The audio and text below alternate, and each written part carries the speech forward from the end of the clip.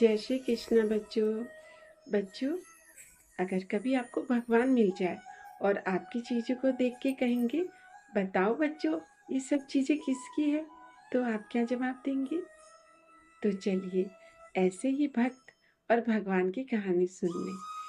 भक्त ने ऐसा क्या कहा होगा भगवान को कि भगवान की आंखों से अश्रु की धारा बहने लगी।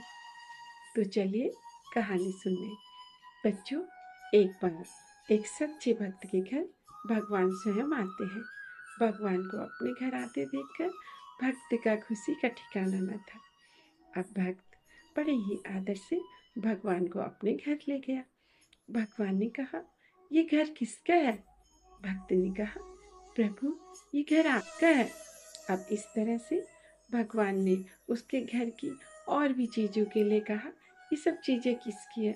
भक्त हर बार यही जवाब देता, प्रभु ये सब आपका है, इस घर के सदस्य और मैं स्वयं, मेरा तन मेरा मन मेरा सब कुछ आपका है। अब भक्त भगवान को पूजा गृह में ले गया।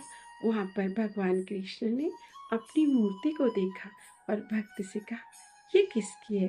भक्त ने मूर्ति को पलक झपकते ही अपने हृदय से लगा लिया और अश्रु की धारा बहाते हुए कहा, प्रभु इसके सिवा मेरा इस संसार में कुछ भी नहीं है, सब कुछ आपका है।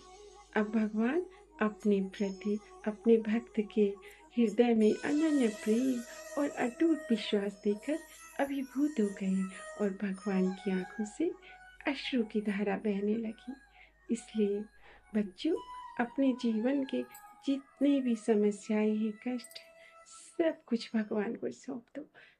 इस संसार में कुछ भी हमारी मर्जी से नहीं होता, सब कुछ भगवान की मर्जी से होता है। भगवान को कभी भी महंगे महंगे उपहार, रुपए, पैसे, इन सब की भूख नहीं होती। भगवान कहते हैं, जो सत्कर्म करता है, अच्छे विचार रखता है, मैं सदा उसके साथ रहता हूँ। इसलिए बच्चों, हमेशा भगवान पर विश्वास रखो। जय श्री कृष्ण बच्चों।